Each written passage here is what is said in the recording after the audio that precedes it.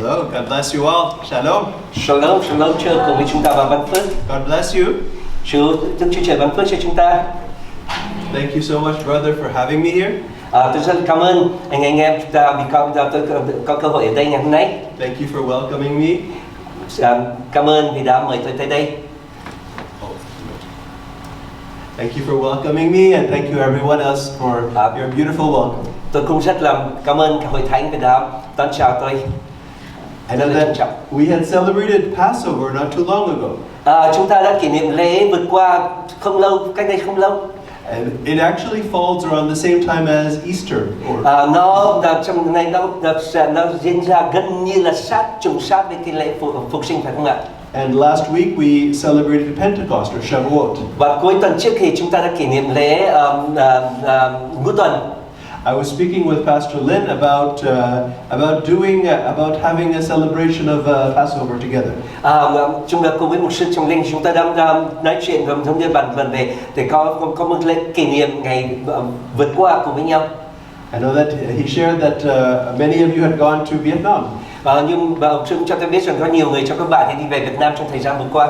So we decided we'd like to do something after everyone comes back. Vì thế chúng tôi quyết định rằng chúng tôi sẽ làm sau khi mọi người quay trở lại. Now, why is Passover important for us? Nào, tại sao cái lễ vượt qua nó lại quan trọng đối với chúng ta? You know that Passover has left a legacy for Christians today. Cái lễ vượt qua, cái ngày vượt qua nó đã để lại một cái di sản rất là lớn cho cơ đốc nhân, những cái tín đồ Chúa Giêsu cho đến ngày hôm nay. So the Apostle Paul, sứ đồ Phaolô, he says in 1 Corinthians 5. Nói ở trong Cô-rinh-tô thứ nhất đoạn 5. And I'd like to read that. Và tôi sẽ đọc có thánh kinh đó. 1 Corinthians 5 verse 6. Cô-rinh-tô thứ nhất đoạn 5 câu 6. And it says, so should I read the whole thing and then you read it? Yes. Okay. Yeah. Okay. Your boasting is not good. Do you not know that a little leaven leavens the whole lump of dough? Clean out the old leaven so that you may be a new lump, just as you are in fact unleavened. For Messiah, our Passover, also has been sacrificed. Therefore, let us celebrate the feast, not with old leaven, nor with the leaven of malice and wickedness, but with the unleavened bread of sincerity and truth. Amen. Amen. Tôi sẽ đọc từ câu 6 đến câu số 8. Sự kiêu căng của anh em chẳng có gì tốt đẹp cả. Anh em không biết rằng một chút men làm dậy cả đống bột sao? Hãy làm sạch men cũ đi, để anh em có thể trở thành một đống bột mới, không men, như anh em thật sự là bánh không men vậy. Vì đấng Christ và Chúa cứu thế, chiên con của lễ vượt qua của chúng ta đã được dâng làm sinh tế rồi. Vậy chúng ta hãy kỷ niệm lễ vượt qua, chớ dùng men cũ là men hiểm độc và gian ác, mà hãy dùng bánh không men của sự thành thật và chân lý. Amen. Yeah. Amen. And so the Apostle Paul is telling believers in Yeshua to celebrate Passover. Sứ đồ Phaolô đang nói với lại những tín đồ của Chúa Giêsu để kỷ niệm lễ vượt qua. So how come we don't celebrate Passover anymore? Tại làm sao chúng ta ngày hôm nay chúng ta không thấy là chúng ta không kỷ niệm lễ vượt qua ở đâu cả? I think it's 2,000 years of a separation between the Jewish people and Christians. Tôi tin rằng điều này nó đến bởi cái lý do trong 2.000 năm qua đã có một cái sự chia cách, ngăn cách giữa những người tin những người Do Thái và những người tín đồ của Chúa Giêsu. And our desire as Messianic believers is to bring us back to the roots of our faith.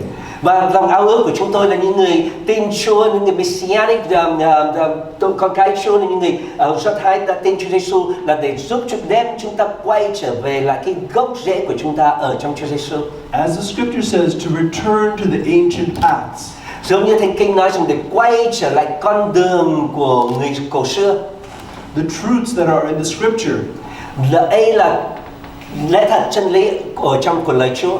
And you know, even the rabbis say that everything in the Torah and every festival points to Messiah. Bởi vì các thầy thông thái đã dạy chúng ta rằng tất cả mọi điều được viết ở trong cuốn sách của Chúa và Thích Thánh kinh của Chúa cùng với tất cả những điều mà những lời tiên tri mà Đức Chúa Trời nói đều chỉ dẫn chúng ta đến với Đấng Messi, tức là Chúa Cứu Thế.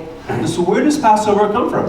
Như vậy lễ vượt qua đến từ đâu? We have to go back to the book of Exodus. Chúng ta phải quay trở lại sách Xuất Ai Cập Ký. And we'll look at chapter 12. Và chúng ta sẽ cùng nhau coi lại chương 12. And this is about the first Passover that was instituted by God. Và đây là câu chuyện về cái lễ vượt qua đầu tiên mà Đức Chúa Trời thành lễ thiết lập cho dân sự của Ngài. So I'll read from Exodus 12, Và tôi sẽ đọc từ Xuất Ai Cập Ký đoạn 12, verses 1 to 13. từ câu 1 đến câu 13. Now Adonai had said to Moses and Aaron in the land of Egypt, "This month shall be the beginning of months for you. It is to be the first month of the year to you. Speak to all the congregation of Israel, and saying, on the 10th of this month, they are each to take a lamb for themselves according to their father's household, a lamb for each household. Now if the household is too small for a lamb, then he and his neighbor nearest to his house are to take one according to the number of persons in them, according to what each man should eat. And you are to divide the lamb. Your lamb shall be an unblemished male, a year old. You shall take it from the sheep or from the goats. And you shall keep it until the 14th day of the same month. And then the whole assembly of the congregation of Israel is to slaughter it at twilight.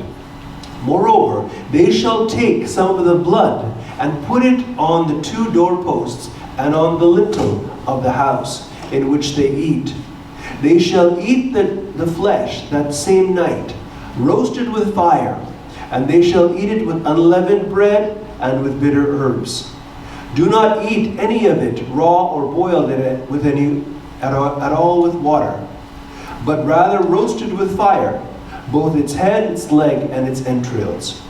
And you shall not leave any of it over until the morning, but whatever is left of it until morning shall be burnt with fire. You shall eat it in the same manner, with your loins girded, your sandals on your feet, and your staff in your hand.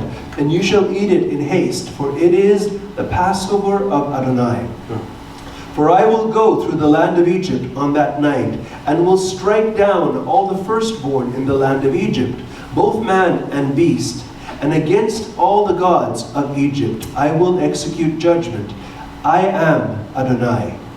The blood shall be a sign for you on the house where you live.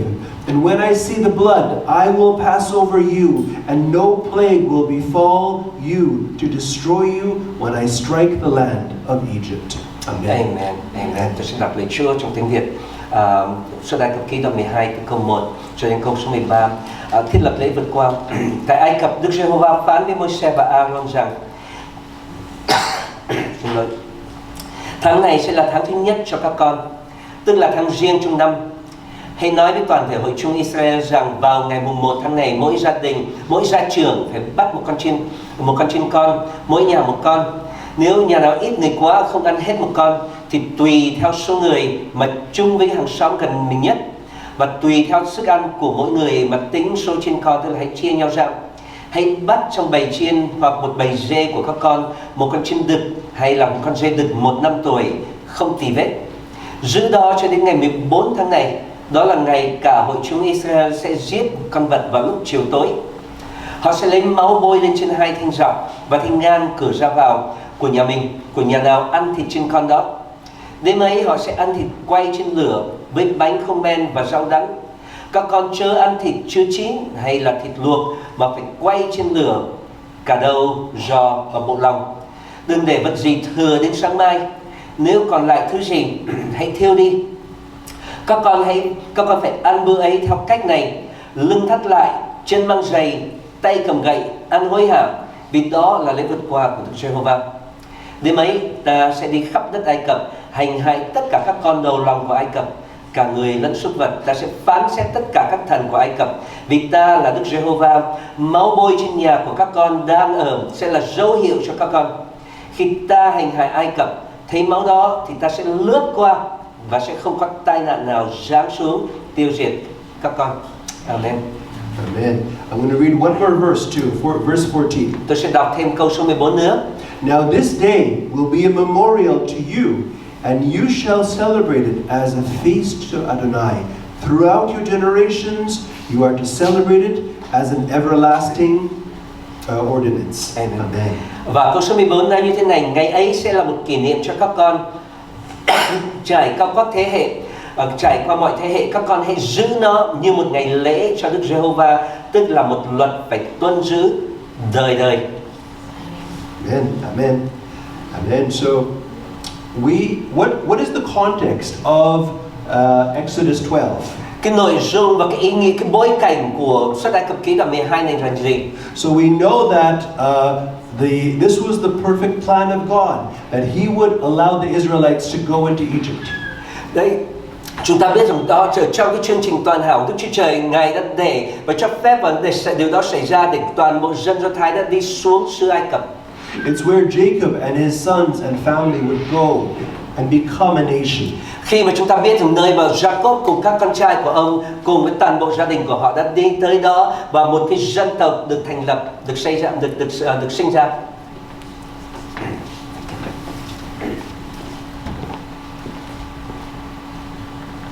And it was a place of narrowness, as we say in Hebrew. Narrowness. Và ở trong tiếng Do Thái thì chúng tôi nói có một cái từ chúng tôi nói rằng nó có nghĩa rằng là cái chỗ hạn hẹp. What does that mean? Điều đó có nghĩa là gì? The name for Egypt in Hebrew. Cái tiếng Do Thái, trong tiếng Do Thái cái chữ Egypt, chữ Egypto hay là Ai Cập đó is Mitzrayim. Tên là gọi là Mizraim. And Mitzrayim in Hebrew means a narrow place. Mizraim ở trong tiếng Do Thái có nghĩa là một cái chỗ hạn hẹp, chỗ nhỏ bé, chỗ hạn hẹp, nhỏ hẹp. The name we see actually comes from Genesis 10. Cái điều này, cái câu này cái tên này nó đến từ Sang Thế Ký đoạn 10. This was one of the sons of, or the grandson of Noah. Đây là một trong những người con, tức là cháu của Noah. So the son of Ham, là người con trai của Shem, who is father of all the African tribes. là người cha tổ phụ của tất cả các dân tộc, các bộ tộc người châu Phi. But the name also meant a narrow place.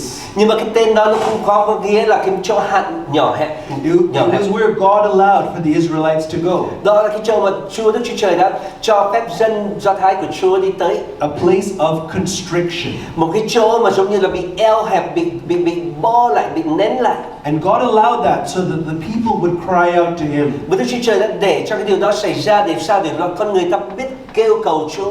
You know, sometimes God allows He allows trial and tribulation in our lives so that we would turn to Him. Đôi khi trong cuộc sống Đức Chúa Trời để cho phép những sự kiện khó khăn, thử thách nó xảy ra để làm gì? Để chúng ta kêu gọi Ngài. And His purpose was that He would deliver His people. Mục đích của Đức Chúa Trời là Ngài sẽ giải phóng dân sự của Chúa. The Passover lamb was in order that the last plague would be instituted. Basically the 10th plague, which would bring the Israelites out. Cái lễ vượt qua nó là cái thời điểm mà cái tai vạ cuối cùng được xảy ra. Đó, cái mục đích làm sao đó là cái chỗ lúc mà cái sự giải phóng của con dân ở Do Thái sẽ được xảy ra. The people were to take a perfect lamb.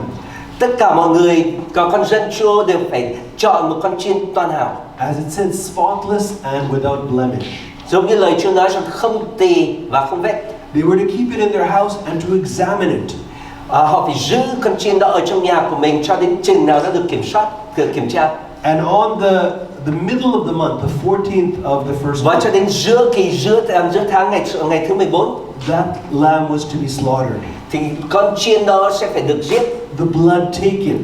Và cái huyết của nó And it would be marked on the doorposts. sẽ được lấy và sẽ được bôi lên trên hai cái thanh cửa ngang và thanh cửa and on the trên. lintel. Và trên cái thanh cửa bên trên. So that there would be like a frame of blood. Như vậy nó sẽ trở thành một cái khung của huyết. And when the angel of death would pass through Egypt, Và khi mà thiên sứ Đức Chúa Trời đi vượt đi ngang qua cái xứ Ai Cập, the home of the Israelites, thì những cái nhà của những người Do Thái and of all those who feared God, và tất cả những nhà của tất cả những ai sợ Đức Chúa, kính sợ Đức Chúa Trời, the angel would pass by. thì thiên sứ sẽ đi vượt ngang qua nhà đó. And the plague was that all the firstborn of Egypt, from the animals to the people, would be stricken. Cái tai vạ đó là tất cả những cái người gọi là trưởng nam, được sinh con đầu lòng của người Ai Cập, kể cả người lẫn súc vật, thì đều sẽ bị tai vạ và bị tiêu diệt trong đêm đó. So it was the firstborn of Pharaoh to the firstborn of all the slaves. Như vậy là từ con trai đầu lòng của Pharaoh cho đến con trai đầu lòng của tất cả những người nô lệ. The lamb was a way that God would watch over and separate his people. Chiên con đó là cái điều, đó là cái phương cách để mà phương tiện để Đức Chúa Trời nhìn vào và ngày giải cứu dân sự của Ngài. God makes a distinction between his people and the world. Amen. Đức Chúa Trời, amen. Đức Chúa Trời làm một Đức Chúa Trời phân biệt những người thuộc về Ngài và những người thuộc về thế gian. We see that he protected the Israelites throughout their journey. Chúng ta thấy rằng Đức Chúa Trời bảo vệ dân sự của dân Israel trong suốt cả cái chặng đường của họ. Do you know that we are separated by God? Chúng ta biết rằng chúng ta được Đức Chúa Trời biệt riêng ra trong Ngài. Do you know that? Chúng ta có biết điều đó không? Do you know that? Yes. We are separated by God.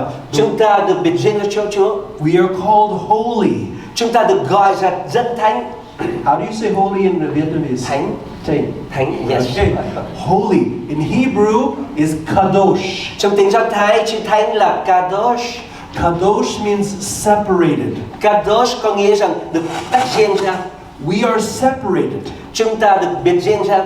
As it said in Exodus, Giống như ở trong sách Xuất Ai Cập Ký, God made a distinction between the Israelites and the God-fearers and Egypt. Đức Chúa Trời đã biệt riêng những người Israel là những người kính sợ Chúa và những cái người khác ở trong cái xứ Ai Cập. So God makes a distinction between us, the believers in Yeshua. Vì vậy Đức Chúa Trời đã biệt riêng làm một cái sự biệt riêng giữa chúng ta là những người tin kính sợ Chúa qua Chúa Giêsu Christ And the world. và phần còn lại của thế gian.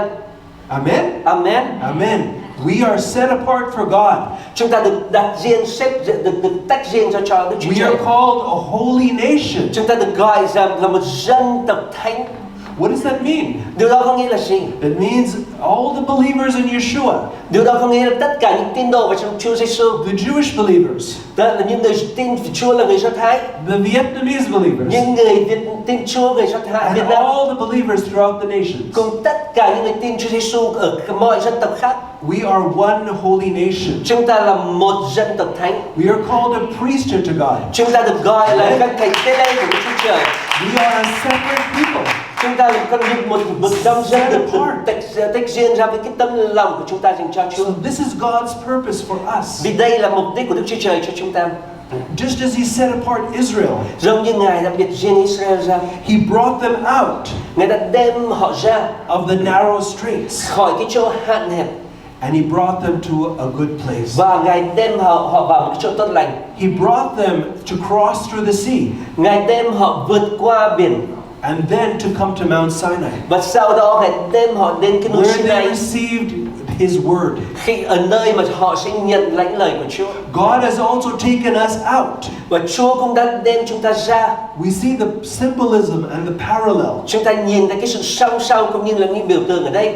As believers in Yeshua, Là những tín đồ trong Chúa Giêsu. we are delivered from the Pharaoh of this world. Chúng ta đã được giải cứu khỏi các Pharaoh của thế gian này. Who is the Pharaoh of this world? Pharaoh của thế gian này là ai? Anybody? Có ai? Who is the Pharaoh of this world? Satan. Satan. Amen. So just as Pharaoh was the strong man that held on to the Israelites Giống như Pharaoh là một cái người rất là mạnh và tìm cách nắm giữ dân Do Thái until God would bind him cho đến chừng mà Đức Chúa Trời trói tay nó lại so that the Israelites be freed. để cho những người Do Thái được tự do. So also God bound the strong man Pharaoh, Cũng như vậy, Đức Chúa Trời đã trói tay kẻ mạnh so that his possessions be taken away. Và đem tất cả những của cải, những sự giàu có của nó đem cho dân sự của Chúa. We were once the possession of Satan. Chúng ta trong một thời gian trước kia chúng ta đã từng là cái sở hữu Because của we were Satan. in the world. Bởi vì chúng ta đã ở trong thế gian. This world is called the kingdom of darkness. Và cái thế gian này được gọi là vương quốc của What has Satan. God done for us? Và điều gì Satan đã làm cho chúng ta? It's Apostle Paul says. Và sứ đồ Phaolô nói như thế này. He has transferred us from the kingdom of darkness Chúa đã làm gì cho chúng ta? Ngài đã giải phóng chúng ta ra khỏi into vương the quốc tăm tối, kingdom of His light, bước vào trong vương quốc của sự ánh sáng của Ngài, the kingdom of His Son. và vương quốc của con trai Ngài. So we are called sons and daughters of the light. Vì thế chúng ta được gọi là con trai và con gái của ánh sáng. Amen. Amen. Hallelujah. Amen. Amen. Yeshua said, Chúa Giêsu nói như thế này. you are the light of the world. Rằng các ngươi, các con là ánh sáng của thế gian. Let your light shine. Hãy để cho ánh sáng của các con phát So sáng let's lên. raise our hand. Let your Hãy light sáng shine. lên và để cho ánh sáng của bạn ánh sáng. Turn to your neighbor and say, let your light Hãy shine. nhìn sang người bên cạnh mình và nói hãy để cho ánh sáng của bạn của chị sáng lên. Why? Bởi vì sao? Yeshua said so that all may see our good works. Chúa Giêsu nói rằng để tất cả mọi người có thể nhìn And thấy will công việc tốt lành của glorify chúng our ta Father in và heaven. người khen Cha chúng ta ở trên trời. But how can we shine? How can we be the light of the world? Làm sao chúng ta có thể ánh sáng được và làm sao chúng ta có trở nên ánh sáng ở thế gian này? Làm sao bằng cách nào? Do we have a light in us Chúng ta alone? có ánh sáng ở trong mình hay không? No. Không, chúng ta không There có. is. He is the light. Chúa là ánh sáng. Yeshua is the light. Chúa Giêsu là ánh sáng của chúng ta. And when we believe in Him, Khi chúng ta tin vào Ngài, we receive that light. chúng ta nhận ánh sáng ấy. So we are a reflection of His glory. Và chúng ta sẽ trở nên cái sự phản ánh của We vinh quang Ngài. shine the light of Yeshua in the world. Chúng ta sẽ chiếu sáng ánh sáng của Chúa Giêsu ở trong thế gian này. Does the moon have a light of its own? Và cái mặt trăng nó có ánh sáng của nó không? Yes or no? Có hay không? No. But the light on the moon Nhưng mà ánh sáng ở trong mặt is trăng beautiful. là ánh sáng đẹp đẽ. But it comes from the sun. Nhưng mà nó đến từ mặt trời. It reflects the glory of the sun. Nó được phản chiếu vinh quang của mặt trời. So we are like the moon. Chúng ta giống như là mặt trăng. We reflect the glory of the Chúng ta sun. phản ánh vinh sun quang của Yeshua. Chúa Trời. Con Amen. Chúa Trời. Hallelujah. And this is how God has delivered us. Và đây là cách mà Đức Chúa Trời đã giải phóng chúng ta. He had the Israelites slaughter a lamb. Chúa vừa ra lệnh cho người Do Thái phải giết một con chiên. And the blood on the door protected them. Và bôi huyết lên trên trên cái thanh cửa để bảo vệ. We believe in Yeshua. Khi chúng ta tin vào Chúa Giêsu, His blood marks the door of our heart. huyết của Ngài nó đánh dấu trong cái cánh cửa của lòng So chúng the ta. judgment passes over Vì us. thế cái sự phán xét nó đi vượt ngang qua chúng ta. And what does God say? Và điều gì Đức Chúa Trời nói? Psalm 23. Thi Thiên 23. Goodness and mercy will follow me all the days of my life. Amen. Sự tốt lành và sự nhân từ sẽ theo con mọi ngày còn I lại. will dwell in the house of Và Adonai con sẽ forever. ở trong nhà của Adonai, Đức Chúa Trời của chúng con, Đức Giê-hô-va. So how do we relate to the Passover? Như vậy chúng ta sẽ liên kết với cái lễ vượt qua như thế nào? Today, Ngày hôm nay, let's look at what Yeshua chúng did. ta hãy cùng nhau nhìn xem Chúa Giêsu đã làm gì cho chúng ta. And this is in Matthew. Ở trong Ma-thi-ơ, So Matthew 24. đoạn 24, Sorry, 26. Excuse me. đoạn 26 xin lỗi. Matthew 26, 26. 26. While they were eating, Yeshua took some bread, and after a blessing, he broke it and he gave it to his disciples and said, "Take and eat. This is my body." And when he had taken a cup and given thanks, he gave it to them, saying, "Drink from it, all of you. For this is the blood of the covenant, which is poured out for many for forgiveness of sins. But I say, I will not drink of this, the fruit of the vine, from now until that day when I drink it anew with you in my Father's kingdom." Amen. Amen. Khi đang ăn, Đức Chúa Giêsu lấy bánh cảm tạ và bẻ ra trao cho các môn đồ rồi phán: "Hãy lấy ăn đi, đây là thân thể ta." Ngài lại lấy chén tạ ơn rồi trao cho các môn đồ và nói: "Tất cả các con hãy uống đi, vì đây là huyết ta, huyết của giao ước đã đổ ra cho nhiều người được tha tội.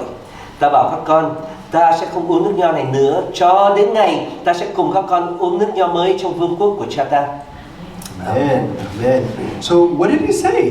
He said, I will drink it anew with you in the Father's kingdom. Và Chúa đã nói gì? Ta sẽ uống cái rượu mới cùng với con, sẽ uống thêm một lần, tức là sẽ cùng uống với các con ở trong vương quốc của Cha ta. What is he telling us? Chúa đang nói đến điều gì đây? He's saying we will celebrate the Passover with him. Ngài nói rằng chúng ta sẽ dự lễ vượt qua với Ngài As the fulfillment of his như sacrifice. là cái sự ân nghiệm của cái sự hy sinh của Ngài.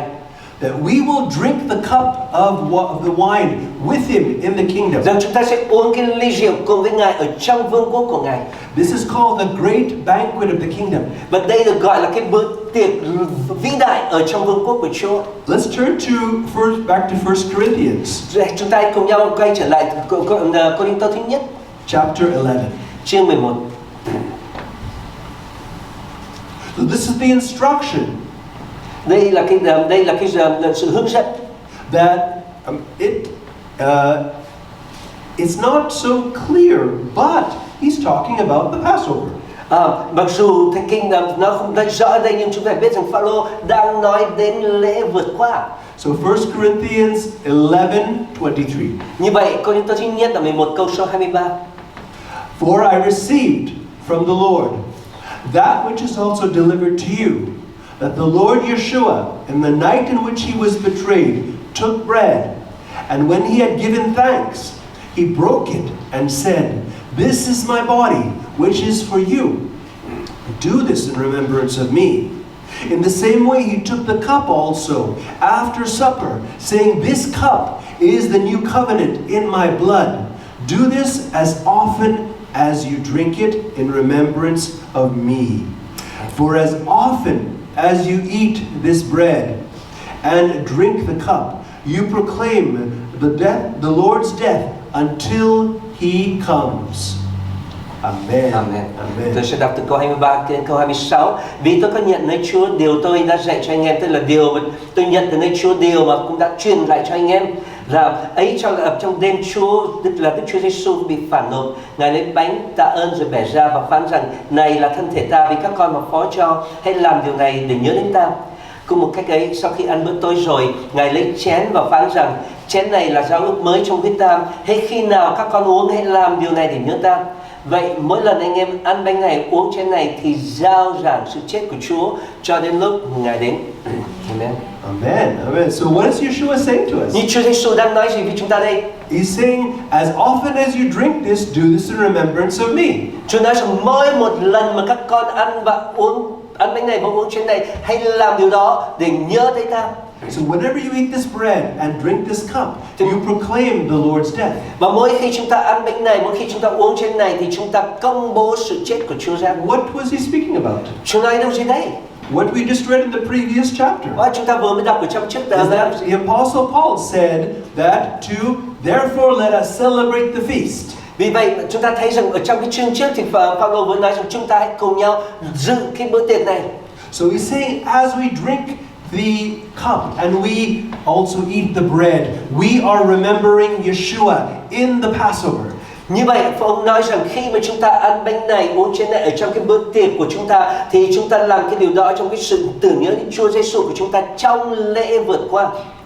You know, when we look at the book of Revelation, vì chúng ta biết khi chúng ta nhìn đọc trong sách Khải Huyền, we wonder, you know, it's quite a fantastic book to read with all the symbolism and the prophetic, the apocalyptic literature. Chúng ta thấy rằng Khải Huyền là một cái sách thật tuyệt vời để đọc cùng với tất cả những biểu tượng, dùng những cái dấu hiệu cùng với lại những cái mục đích, những cái ý nghĩa sâu sắc của nó. So do you know everything in Revelation we can find in the prophets? Vì chúng ta có biết rằng tất cả những điều gì mà các bạn khám phá tìm ra thấy ở trong sách Khải Huyền, nó đều được ghi, và chúng ta đều có thể tìm thấy nó ở trong các lời tiên tri and in the Torah. Và trong cái bộ ngũ kinh. Do you know that Revelation, chúng ta biết rằng Khải Huyền, sự mặc khải, is the Exodus of the last days. Khải Huyền đó là cái sự vượt qua của cái ngày cuối cùng. Many try to understand what is this all about, everything that's described in Revelation. Có nhiều người đã cố gắng tìm cách hiểu rằng cái sách Khải Huyền này nó có nghĩa gì, nó nói về cái điều gì. About how there would be a great kingdom. về một cái vương quốc vĩ đại. And there will be plagues and signs. Và trong đó cũng có những cái tai vạ, những tai họa And của the những dấu people hiệu. of God delivered. Và dân sự của Chúa được giải cứu. This shows us that the story of Exodus, Điều này có nghĩa rằng là cái câu chuyện của cái xuất Ai Cập ký, what God had done for the Israelites, điều mà Đức Chúa Trời đã làm cho những người Do Thái, He is performing again for the entire Ngài sẽ world. làm điều đó một lần nữa cho nguyên toàn bộ thế giới này. This is the story of the Israelites. Cái câu chuyện của những người Do Thái ở trong xứ Ai Cập, It's the story of all the believers. nó là cái câu chuyện của tất cả mọi người tin In the Chúa world. ở trong thế gian này. God will deliver us out Đức Chúa Trời sẽ giải cứu chúng ta ra khỏi with signs and wonders. với dấu hiệu và phép lạ. And the enemy of this world, Và kẻ thù của thế giới này, the Pharaoh of this world, những kẻ gọi là Pharaoh của thế gian will này, be destroyed finally. sẽ bị cuối cùng thì sẽ bị Amen. trừng phạt và sẽ hủy Satan phá will hoàn be toàn. defeated Hallelujah. Chúng ta nói rằng các tăng sẽ bị phá hủy. But we are told to persevere, Và chúng ta được căn dặn rằng phải to kiên trì cho đến hết, endure. chứ phải chịu đựng cho đến hết. Yeshua taught us, Chúa Giêsu dạy chúng ta those who endure to the end shall be rằng saved. những ai kiên trì cho đến cuối cùng sẽ được cứu. And so remember everything that we see in the Torah, Hãy nhớ rằng tất cả những điều gì chúng ta đã được đọc, được nhìn thấy ở trong bộ ngũ kinh, in the holy days, ở trong những ngày thánh are khiết. prophetic signs for the believers. Họ chúng là những cái dấu hiệu có ý nghĩa tiên tri cho những người tin Chúa trong thời kỳ này. In the Torah, Ở trong bộ ngũ kinh của Môi-se, specifically Leviticus 23, đặc biệt là ở trong sách Lê-vi-ký đoạn 23, we see the list of all the holy days. chúng ta có một cái danh sách của tất cả các kỳ lễ thánh, They're called appointed times. được gọi là những ngày đã định. They're called divine rendezvous. Đó là được gọi là những cái cuộc gặp gỡ thiên thượng. And the first one listed is Passover. Và cái lễ đầu tiên được nói tới là cái ngày lễ vượt qua. Passover was fulfilled in our Messiah Yeshua.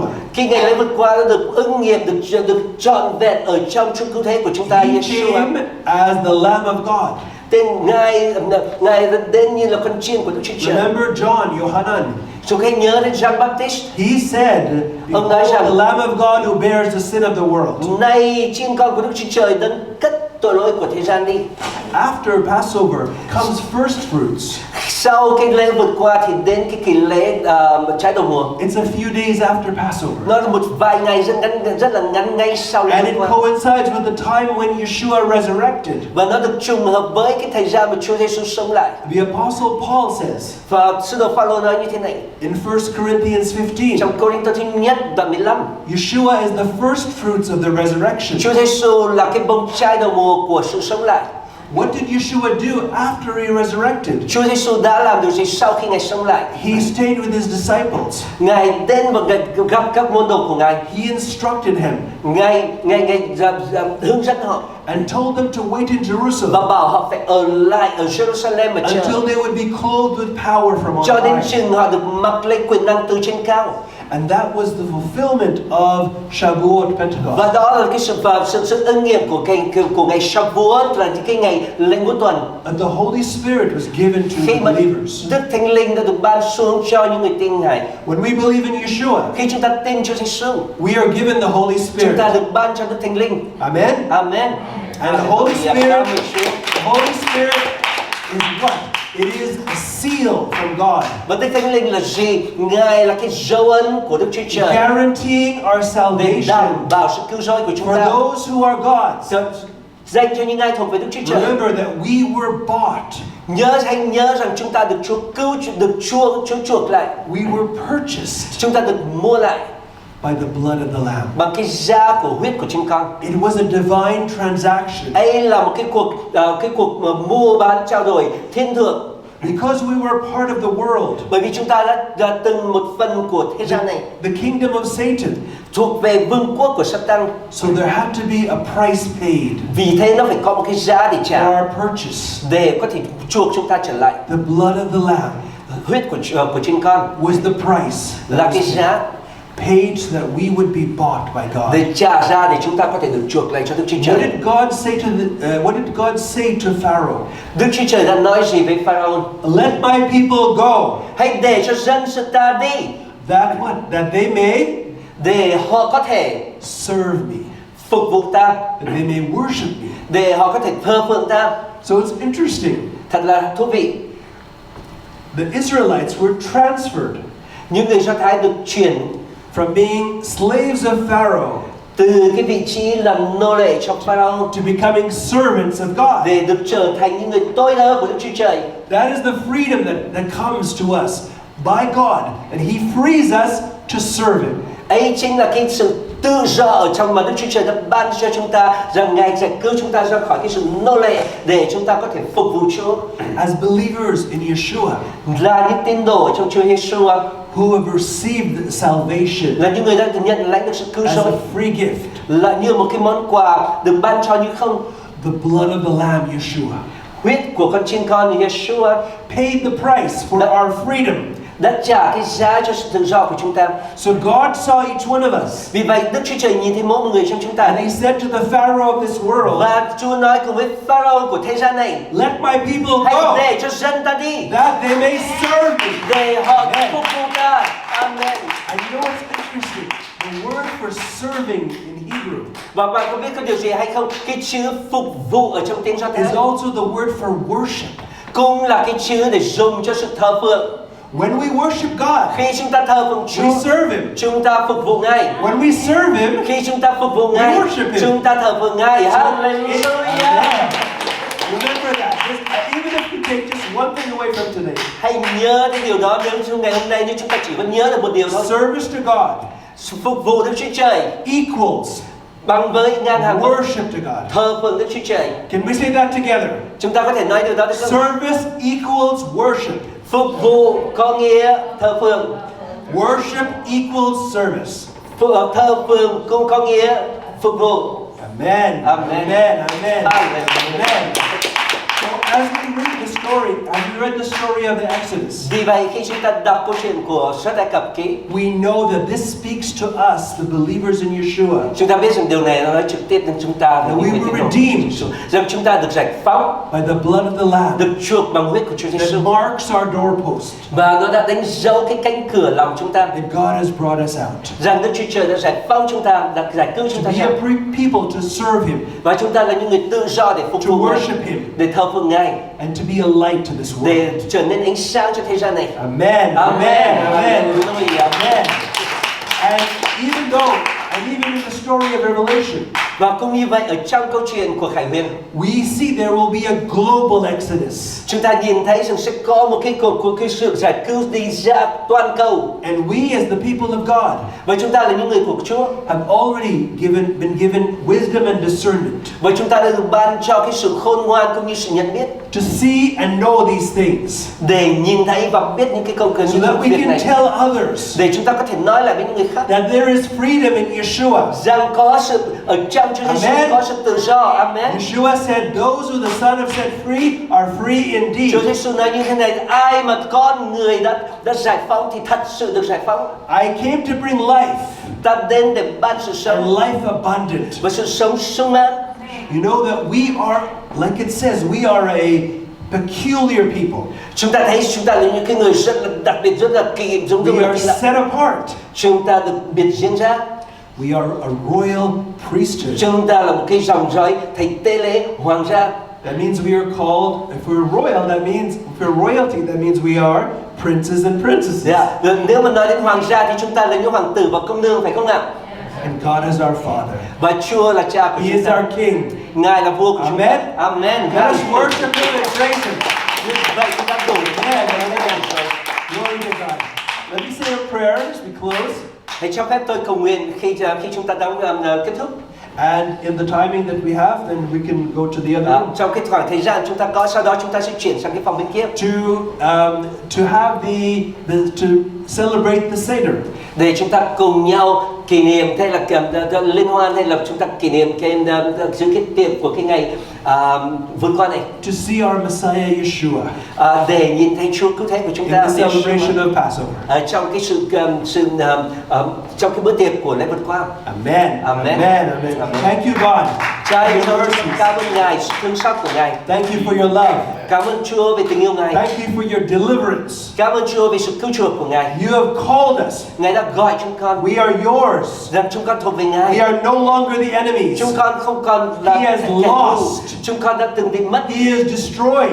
và kẻ thù chúng con đã He bị is mất, defeated. đã bị thất bại và bị tiêu diệt. And we walk with Yeshua. Và chúng con đã đi cùng với Chúa Giêsu. Yeshua, you had victory. Ôi Giêsu, Ngài đã có sự chiến thắng, giành sự chiến thắng. Yes, you suffered. Ngài Chúa đã chịu đau đớn And you paid for our và Chúa sins. đã trả giá của tội lỗi của chúng You were con. humiliated and mocked. Chúa đã bị hạ nhục và Chúa đã bị sỉ nhục. And yet you endured all this Nhưng mà Chúa đã chịu đựng cho đến cùng for the joy that you saw vì cái sự vui mừng mà Ngài nhìn thấy beyond the cross, vượt qua cái thập tự giá của the Ngài, resurrection, sự sống lại của the Chúa, glory, sự vinh quang, the redemption of sự sons and giải cứu daughters. của những người con trai con gái. You said, as you are lifted up, Chúa nói rằng như ta đã được nhấc lên so cao many will be drawn to you. thì sẽ nhiều người sẽ We bị are kéo đến drawn với Ngài. to Chúng you. con được kéo đến với Ngài. We are yours. Chúng con thuộc về Ngài. We are purchased Chúng con đã được by cứu the chuộc blood of the Lamb. bằng huyết của chính con. Abba Father, you said, Ô Cha ơi, Ngài đã nói rằng let my people go, hãy để cho dân sự ta đi that they may serve me, để họ có thể phục vụ that they ta, may worship me, để họ có thể thờ phượng that they may ta, honor me, để họ có thể tôn trọng that they ta, may live for me, để họ có thể sống cho ta, and that they may be my light. để họ có thể trở thành ánh sáng của ta.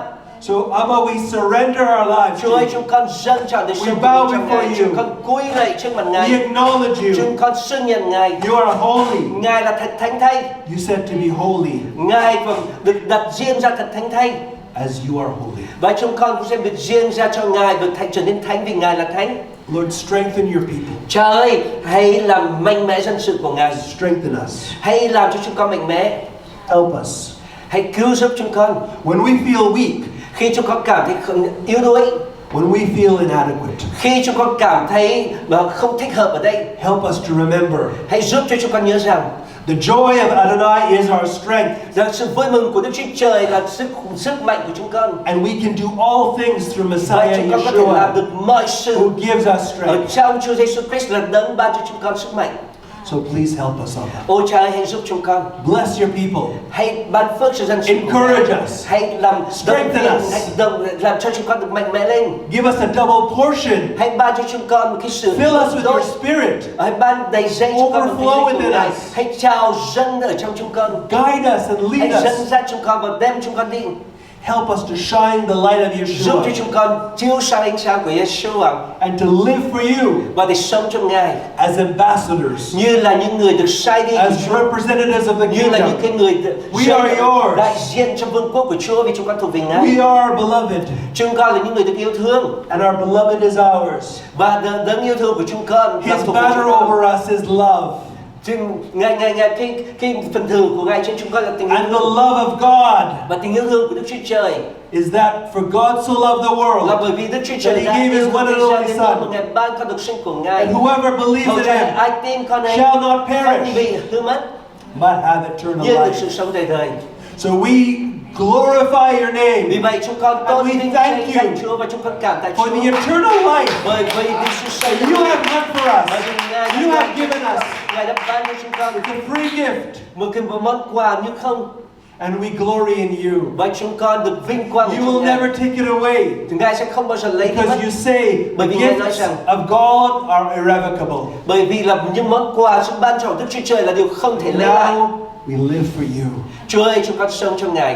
We die to ourselves. Chúng con chết đi cho con người We của take mình. up our cross Ô, chúng con sẽ nhấc and mang follow thập tự giá của Messiah Chúa Yeshua. và chúng con sẽ biết đi theo Chúa Giêsu, Chúa của chúng so con, that we will be pleasing in your để eyes chúng con có thể trở nên Until sự the day đẹp of the lòng Ngài return cho đến ngày mà Chúa quay trở of lại. our Messiah Yeshua. Chúa cứu thế của chúng con, Giêsu. Yeshua, come soon. Ôi Giêsu, Come hãy soon. đến, hãy mau đến. We wait for you, Chúng con chờ đợi Ngài. but help us. Xin Chúa cứu giúp chúng Help con. us to be Hãy wise giúp chúng virgins, con được trở nên những cái người Ready for your coming. khôn ngoan, luôn luôn làm cho mình được sẵn sàng cho Ready sự for quay your trở lại của return. Ngài, cho đến sự quay trở lại của to Ngài, have enough oil in để us, chúng con luôn luôn có đủ dầu ở the trong oil mình, of the Spirit, dầu của Thánh Linh Chúa to equip us, để trang bị to chúng con, guide us, để dẫn dắt chúng to con, keep our light để strong. giữ đời sống của chúng con mạnh mẽ. We speak a blessing upon each and every Chúng con one, chúc phước cho nhau the trong people danh of God, là những con người của Chúa, that you may overflow within us, để Chúa có thể trao dâng ở trong từng người trong that chúng con, Lord, that we may decrease, để mà Ngài có thể so that you may increase in để us, chúng con có thể hạ xuống và Chúa được cao lên, Chúa ơi,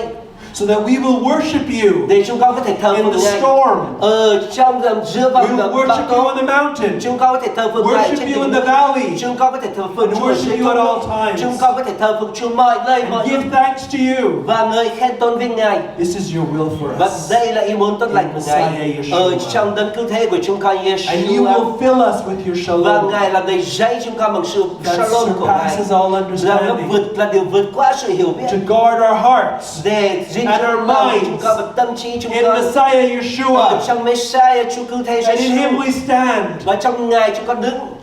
the lover of our soul, Ô người yêu của linh hồn chúng con, the one who paid the price. là đấng đã trả cái giá cho tội lỗi chúng con. Yeshua, I'm not worthy. Ô Yeshua, chúng con không xứng đáng, We are not worthy of you. chúng con không xứng đáng trong Ngài. You are the pure love of Vì tình God. yêu của Ngài thật là kỳ You are diệu, the nó mercy thật of trong God. sáng, nó thật đẹp đẽ và sạch sẽ biết bao. Just like Peter said, get away from me, Lord. Giống như Phi-e-rơ nói rồi, hãy đi ra lánh xa khỏi tôi. But Lord, you have come to us. Ôi nhưng Chúa Giêsu, Ngài đã đến cùng với And chúng you con have chosen us và Ngài chọn chúng con that we will be your để ambassadors. chúng con có thể trở thành những người đại sứ của Chúa Giêsu. Equip us with all that we Hãy need. trang bị chúng con, Lift up your people. hãy nhất dân sự của Ngài lên, Strengthen us. hãy làm mạnh mẽ dân sự Help này, us to put on the armor giúp cho of chúng con God. luôn luôn đặt tất cả mọi To protect us from the works of the enemy. để bảo vệ chúng con từ lời We ask Chúa, you. bảo vệ chúng con khỏi sự tấn công của kẻ And thù. you would put a hedge of protection around Và us Ngài sẽ để ban cái hàng rào của sự bảo vệ to chúng protect us from the enemy. để bảo vệ chúng con khỏi kẻ thù. You will guard us Và Ngài sẽ chăm giữ chúng and con guide us và all the days of our lives. gìn giữ chúng con trong mọi ngày còn lại của đời The sống word chúng con. says, no Lời Chúa weapon nói rằng, formed against us không will một vũ prosper. khí nào được dùng nên để ngược lại chúng con sẽ thành công. And the tongue of the accuser, Và cái môi lưỡi To của rise kẻ against tố cáo mà nó nổi dậy để chống We lại will chúng con, condemn him. chính chúng con sẽ đoán xét nó. we will condemn the Satan. Chúng con sẽ đoán xét Satan. This is the heritage of the Và servants of đây God. là đây là cái của cải mà Chúa ban cho dân sự của Ngài. Infuse us with your supernatural power. Chúa ơi, hãy để ban hãy đem vào trong chúng con quyền năng siêu nhiên của Ngài. That we go forth and Để produce chúng much con có fruit thể đi tới và có thể sinh sản ra các bông trái. as we abide in you, Yeshua, Vì khi chúng con đã giữ mình ở trong Yeshua to produce fruit để có abundant thể sinh sản ra những for bông the trái sake of the kingdom. vì cớ vương quốc của Chúa. Thank you, Abba Father. Oh, thank you. Cảm ơn declare Abba your Chúa ơi. praise, Và Ngài your sẽ power, lời tôn vinh, lời your glory, năng quyền, your dominion, vinh quang, your vương quốc majesty, và sự your vĩ might, đại, sự hùng vĩ, your strength, ánh sáng của Ngài, sức mạnh của Ngài and your kingdom ở trong vương quốc của Ngài. come. Hãy In the đến name vương quốc of của Chúa, Yeshua. trong danh của Chúa Giêsu, The name above all trong names, danh và vượt trên tất cả mọi danh, danh that của all Chúa, may be saved. rằng tất cả mọi người đều In được Him cứu. we praise you Và sau đó and chúng con glorify you chúng con forever and ever. Amen Hallelujah. and amen. Amen và amen. Amen. Amen và amen. Amen. Hallelujah. Amen. Hallelujah. Praise the Lord. Thank you, Rabbi. We love that. Thank you. Bless you. Oh, hallelujah. Jesus. Before you go, we go into the other room. Trước khi chúng ta đi sang cái phòng bên kia để chúng ta tiếp tục, giờ này chúng ta hãy cùng nhau cảm tạ Chúa và chúng ta sẽ đem cái của lễ của chúng ta đã dành sẵn cho Chúa trong ngày hôm nay. Chúng ta sẽ dâng hiến và sau đó chúng ta sẽ chuyển lên ngay lập tức đi sang cái phòng bên cạnh và chúng ta tiếp tục dự cái lễ vượt qua cho đến lúc chúng ta sẽ thông công với nhau. Amen. Chúng ta chưa kết thúc với nhau ở đây đâu. Cho nên trong danh Chúa Giêsu, Hallelujah.